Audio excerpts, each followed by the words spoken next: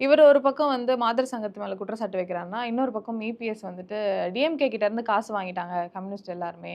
அதனால தான் அவங்க செய்ற தப்பு எல்லாத்துக்குமே கம்யூனிஸ்ட் பார்ட்டி எல்லாருமே உடந்தையா இருக்காங்க அப்படிங்கிறாங்க. ஆனா அவரே இன்னொரு பக்கம் என்னன்னா, நாங்க சிவப்பு கம்பளம் விரிச்சு வரவேற்கிறோம். கூட்டணி கட்சிகள் எல்லாருமே அங்க திமுகவோட கூட்டணி கட்சிகள் இங்க வரதுக்கு அப்படிங்கிறாங்க. 2மே கம்ப்ளீட் ஆப்போசிட்டா இருக்கே. இதான். இதிலயே நீங்களே சொல்லிட்டீங்க. அவர் ஒரு மிகவும் குழம்பிய நிலையில இருக்காரு.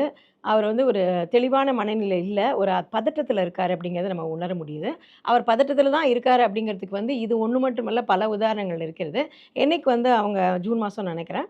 அவங்க வந்து பிஜேபியோட சேரும் பொழுது ஒரு ஸ்டார் ஹோட்டல்ல வெயிட் பண்றாங்க. வருவாங்கன்றாங்க. டைம் தள்ளி தள்ளி போகுது. கடைசியில ஒரு டைம்க்கு வந்துட்டு அமித்ஷா ஐயாவும், இபிஎஸ் ஐயாவும் வந்துட்டு பிரஸ்ஸ சந்திக்கிறாங்க. ஆனா இவரு எதுவுமே பேசல.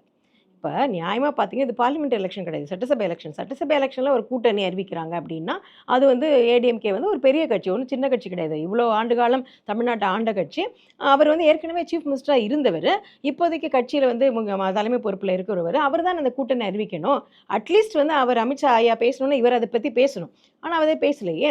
மாறாக அமித்ஷா வந்துட்டு அந்த கூட்டணிய பத்தி மட்டும் சொல்லாம, அது கூட்டணி ஆட்சி நாங்களும் சேர்ந்து இணைந்து தான் ஆட்சி அமைப்போம்னு சொல்லி ஒரு இடத்துல இல்ல, பல இடத்துல அவர் சொல்லிட்டு இருக்கும் பொழுது, அத வந்து அதுவே அவருக்கு வந்து மிகப்பெரிய மண்ட கொடச்சலா இருக்கும்னு நெனைக்கிறேன் இபிஎஸ் ஐயாவுக்கு. ஸோ அப்போ வந்து அதுக்கு ஒரு பதில் சொல்றாரு. அதுக்கப்புறம் இதுக்கு ஒரு பதில் சொல்றாரு.